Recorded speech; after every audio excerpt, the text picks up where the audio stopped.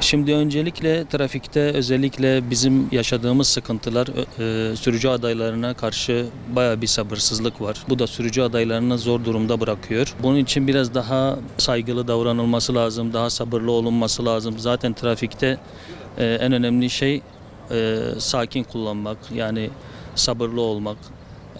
Öndeki hani özellikle biz genelde maruz kaldığımız şeyler sürücü adaylarını bayağı bir zor durumda bırakıyor. Özellikle şehir içi minibüsleri, otobüsler olsun, bazıları duraklara girmeden yolun ortasında duruyor.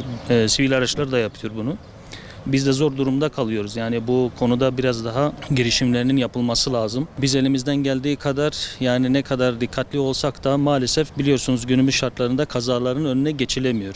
Bu da bunun başını çeken genelde kurallara uymama, dikkatsizlik, aşırı hız. Buna çok dikkat edilmesi lazım ama yani biz ne kadar eğitsek de, ne kadar yaptırsak da hani kişinin o yapısına bağlı. Hani bazıları ehliyet aldıktan sonra kimi uyuyor, kimi uymuyor. Uymayan da işte görüyoruz. Bu günümüz şartlarında maalesef trafik kazaları halen devam ediyor. Biz bu konuda ne yapıyoruz? Elimizden geldiği kadar bilinçli sürücüler yetiştirmeye çalışıyoruz. Özellikle kurallara uyma konusunda ve sinyaller olsun, yaya geçitlerinde olsun hepsini biz aşılıyoruz ve ileriye dönük adaylarımızı yetiştiriyoruz. Geçmişteki sistem zaten biz tasvip etmiyoruz, onaylamıyoruz. Hatta adaylarımızın da böyle dışarıda öğrenmesini de tasvip etmiyoruz. Çünkü biz yönetmeliğe göre öğretiyoruz. Dışarıdan öğrenen kişi ne kadar desen de bilinçaltı yerleştiği için zor düzeltiyoruz.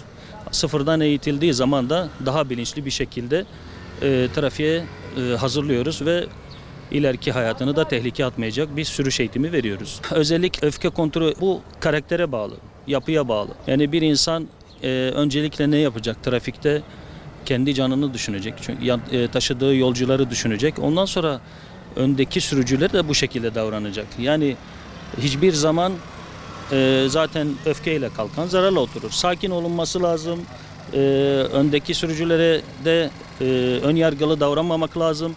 Çünkü ya yolda olabilir, arabada arıza yapar, hata da yapılabilir ama biz ne yapacağız? Zaten uzaktan özellikle sürüş esnasında her zaman biz bunu söylüyoruz. Takip mesafesi çok önemli. Yani öndeki sürücülere seyir halindeyken asla fazla yaklaşılmamalı. Ve çok bu iş dikkat isteyen bir şey. Zaten bizim yaptığımız iş dikkat, cesaret ve kabiliyet işidir. Bunun dışında zaten bunlar oldu mu iyi sürüş de çıkar, kaza da olmaz. Yani ilk önce ne yapacağız? Kendimize bakacağız. Kendimizi koruyacağız. Biz de ondan sonra önümüzdeki sürücülere de bunu aynı şekilde uygulamamız lazım. Yani sürüşte her an her şeyle karşılaşabiliyorsunuz. Bunda yapacağımız şey nedir? Çok dikkatli olmamız lazım. Yani şehir içinde özellikle zaten hız yapılmaz. Kör noktalarda, yaya geçişlerinde aniden önünüze çıkan da olur.